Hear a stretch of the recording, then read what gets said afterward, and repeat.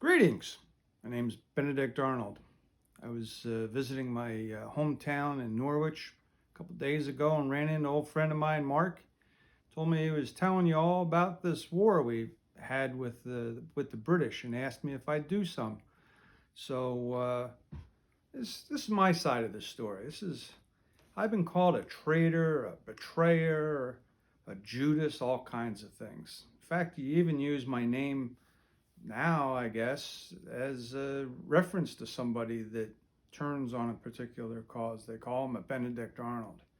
So, anyway, when I was a kid, I lived in Norwich with my parents and my siblings, and I was lucky. My father was prosperous; he was a merchant, and I went to private school and everything, and then three of my brothers and sisters died, and my father was very upset and started spending a lot of time down at the Leffingwell Tavern in Norwich and liking his ale. So, age 16, I joined the militia and went up and did some fighting in the that war, 1754 war or something, you know. And then about 18, I had to go home. My mom died, and my father just lost everything. He was in jail for drunkenness more than he was home, and it was just a mess. And so he finally passed away, and I moved down to New Haven, which is it's a coastal town, you know, and I teamed up with a guy and we started a merchant company. I became a merchant. I actually built 3 ships and had big contracts with the West Indies, and I was pretty prosperous. And, you know, the sheriff, he had a pretty good looking daughter, so I married her and we had 3 kids. So, you know, but I was, you know, by no means, I got a big ego. Don't let anybody kid you. I got an ego the size of Giant Stadium. And I like fiery things, and I'm boisterous, and I'm pushy, and I'm demanding. So you know, I don't faint away from that kind of stuff. That was me. That's the way that I was. So anyway, so the British started taxing all of our goods on our stuff that we had, and so you know, I didn't think that was right. So I joined the Sons of Liberty and became part of the Connecticut militia. And after the battles up in Massachusetts, there, Lexington and Concord, me and the boys went up there, and I got to meet General Washington, and he took a liking to me. And so we were talking, and he said, "I want you to go, and I want you to capture Fort Ticonderoga because it's important." So he says, "Meet up with this guy Ethan Allen." So I go up to, you know, I go up there and I meet this guy, and this Ethan Allen guy. We kind of don't get along, but we got the same purpose in mind, so we tolerate each other. And I think he tolerated me more than I tolerated him. But anyway, so we take Fort Ticonderoga, and that kind of cements my reputation with, you know, with General George. And the next thing, so I come up with this plan because the British are up in Montreal and we chased them up to Quebec. And so I come up with this plan. He sends it down to the Congress, and they give it to this guy, Schuyler, who's, you know, he's a general, but he's really a politician general. He's not a fighting general. That pissed me off. So anyway, so he's supposed to be going up to Quebec by my original route by sea. And so I come up with a second plan to march through Maine and to attack Quebec from the land. Nobody thinks that's going to ever happen because Maine is just wilderness. But anyway, I get 700 volunteers. We go up there. We attack. Because of various things, we lose. I get shot.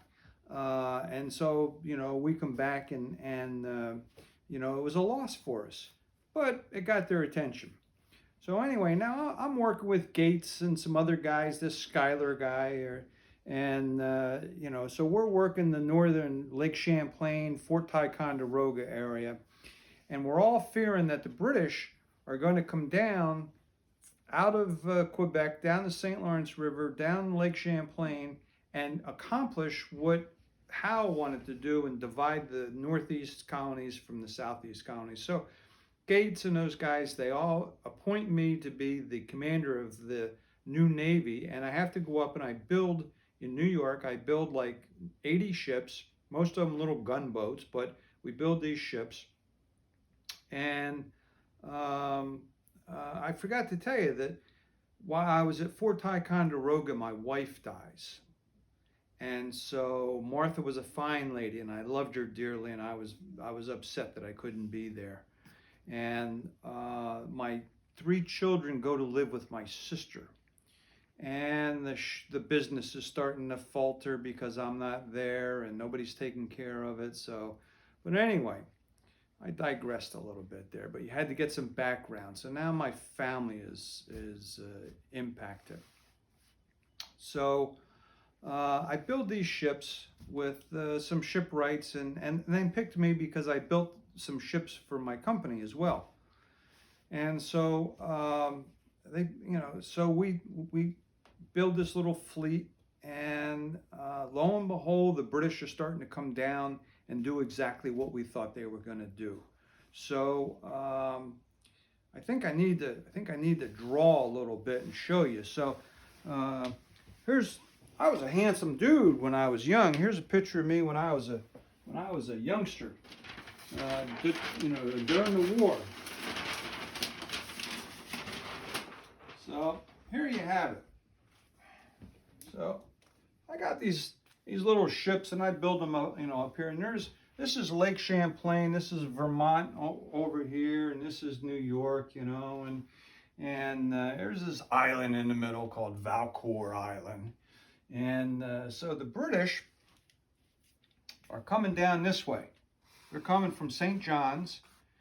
Fort Ticonderoga is down here. I'm trying to save papers, so I'm gonna, my friend Mark, he just scribbles all over the place. He has no idea, but anyway, I'm saving. So Fort Ticonderoga is down here. Albany is down there. Everything is south of us down here. So I got this fleet. Got some big ships, and they're not real big ships. And then they kind of sit in, in this thing here. This is all rock and stuff up here, so you can't really get in the north end. And then I build this whole thing of these gunboats, these little gunboats, about 80 feet long. They handle really good, This is a lake, You can't get those big ocean-going ships in here, but the British actually have one. They built one in St. John's. Big, huge ship. Oh, my God. So anyway, they got some ships. Eventually they end up down here. So the British are sitting up here. Problem is the wind's blowing out of the south. So they can't do anything. They're just sitting up there. They can't, because you can't go back and forth. So we're hiding over here. My plan is I'll let them get past me, and then I'm going to come out, and I'll have the wind at my back, and we'll be good. Well, eventually the wind shifts and it comes out of the north, and the British start coming down like this. We come out like this. We attack them. Now they got to turn around, and the wind's against them and all this stuff. And so we're in a pretty good position, and we're having this battle, and we're hitting them, they're hitting us. And so anyway, night's starting to come. So we retreat into this little bay right here. And the British put a whole line of ships right across here. And they say, we got old Benedict cornered. I said, bullshit, boys, we're getting out of here. So everybody's all nervous and everything. We lost some ships and they're sinking and stuff like that. Well, the British leave about half mile right here between the land and their first ship. So what we do is I get all the guys to put material, clothes and stuff on their oars, and we row out of here just like this. And you never guess what happens. The fog rolls in. Mother Nature again helps us out. This all gets fogged in. We row so close we can hear what they're saying on this ship. We proceed down Lake Champlain. The British wake up we're not here, we're gone. The wind is against them, okay? It's a south breeze. Now we're rowing and we have little tiny sailboats, so we're getting along. But these big boats that they have, eventually the wind shifts, they catch up to us. We have a continual set of battles back and forth. Anyway, we landed in New York at a fort. We gather up some more people and we head down to Fort Ticonderoga. Now, what that does is the guy that's in charge of this is a guy by the name of Carlton. And Carlton's plan is to get down there. We've slowed him down so much that it's now October 18th, and he doesn't want to spend the winter down here. He wants to go back to St. John's, where he has houses and barracks and all that stuff. He turns the fleet around and goes back to St. John's, and we've delayed them one whole winter season. We've delayed the split of the colonies by a whole 9 or 10 months. So that's the Battle of Valcour. I got a lot of credit for that. And I got a lot of people saying, well, it was a little rough. He could have done this, he could have done that. But anyway, so that's the Battle of Valcour. Tomorrow when you come back, if you come back, certainly hope you don't hold it against me that I changed sides in the middle of the war, and that you will come back and hear the rest of my side of the story, because it's gonna take a day or two to tell you this whole story. So enjoy. Hope to see you back. Have a great night. Bye.